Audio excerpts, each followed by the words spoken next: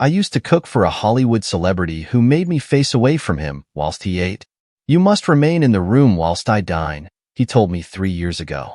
But face the wall, and do not turn around until I've eaten every last crumb. I nodded. How will?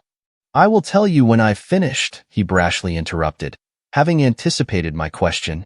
And when I made the mistake of breaking his one rule, I saw something terrifying. I hate to disappoint you, but I won't endanger myself by naming this world-famous figure. I've been lying low since February, praying to never cross his path again. I moved from Los Angeles to Toronto, put more than 2,000 miles of deserts, mountains, and woodland between that man and me.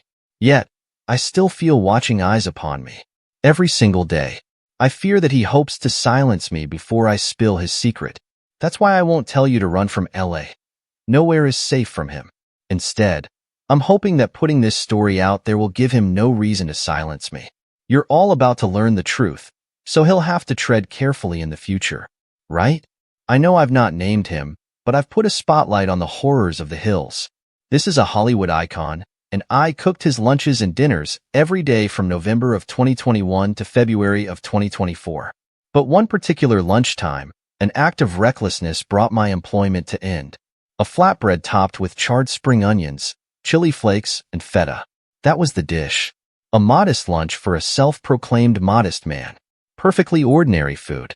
I didn't serve the heart of a stillborn babe, not the ribs of some famous rival.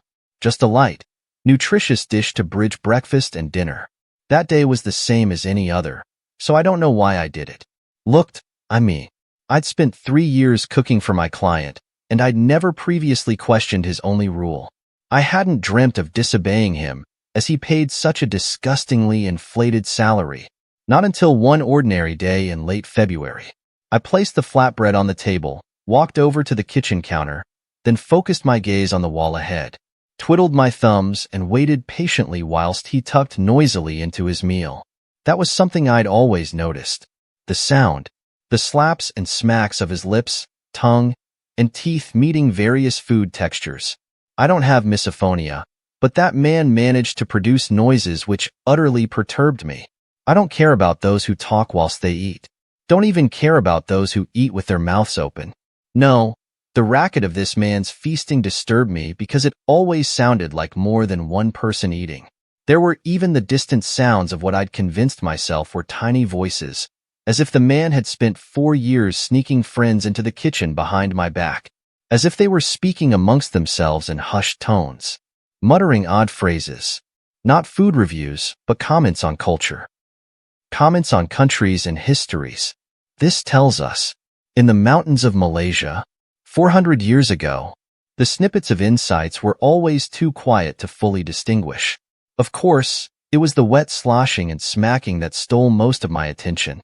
I tried to make meals that were drier, in the hope that this would lead to quieter munching.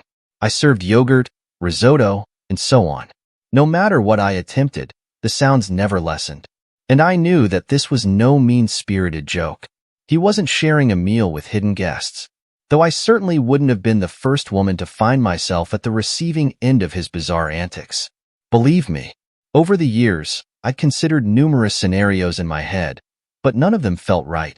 None of them warmed my chilled flesh whilst that awful man ate, so I eventually broke. Something came over me.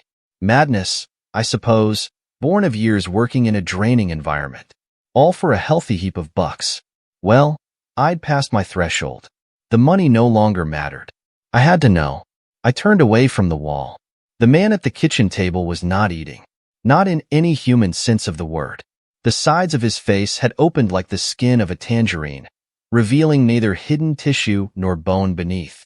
There was a crater within his skull. A crater into which he was shoveling torn strips of my lovingly cooked flatbread. The meal was not disappearing into a mouth. There was no mouth below the celebrity's unzipped face. Chunks of bread and toppings were washing over a dozen rolling eyeballs, each with a black sclera, a white iris, and a red pupil. In human eyes. Eyes that were not consuming the food, but letting the broken fragments slide off their rolling surfaces, as if absorbing the meal's secrets, learning something from it. And the flatbread did not disappear into the body below. It disintegrated in the black, watery film coating those mini eyes. I was too haunted to scream, but I'd already been detected. The celebrity stopped.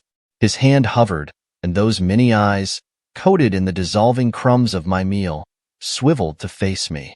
Then the man started to tremble violently, crushing the remaining handful of flatbread in the pit of his palm. I allowed my mouth to release a meek whimper as flecks of bread clattered against the china plate below. My eyes had already flitted towards the kitchen entrance and the lobby beyond it. The front door was in sight, and my weak legs carried me towards it. But the man did not need to stand to pursue me. He punched his arm forwards, and a long, reptilian tentacle tore through his open palm, escaped from its prison of human skin, then shot across the kitchen towards me. I was already crossing the lobby as the lunging limb hissed at me from its black scales. I felt the alien arm's stale breath against my back, cutting through my t-shirt, as that man sought my flesh. Not to eat, but to wash over his many eyeballs. He wanted to soak me up, study me. And as I thought of all of the womanizing he'd done over the years, the many flings who'd come and gone, I wondered whether any of them had met that fate. I fumbled with the latch for an eternal second, flung the door open, and triumphantly made it to the porch. But the fine prick of a sharp limb caught my spine as I stumbled onto the driveway, instantly stained my shirt with a staggeringly large pool of blood. Yelping in agony, I pushed onwards, pushed across the driveway, scaled the fence, and ran through the streets of Beverly Hills. I remember little of what followed. Barely remember how I ended up in Toronto, in all honesty. I know that I abandoned everything. My home, my friends, my family, and my life. In spite of that, this nightmare isn't over. For months, I have felt something watching me. I'm convinced. Just as I'm convinced that this celebrity eats more than people food. I will handle my own breakfasts, the star firmly told me back in 2021. I replied, "Are you sure? I make a mean. You would not want to cater to my morning needs," he half growled. At the end of the day, this is about more than getting the truth out there. More than, hopefully, protecting myself from him. This is a cautionary tale. No matter how good the pay, do not become any celebrity's personal chef in LA.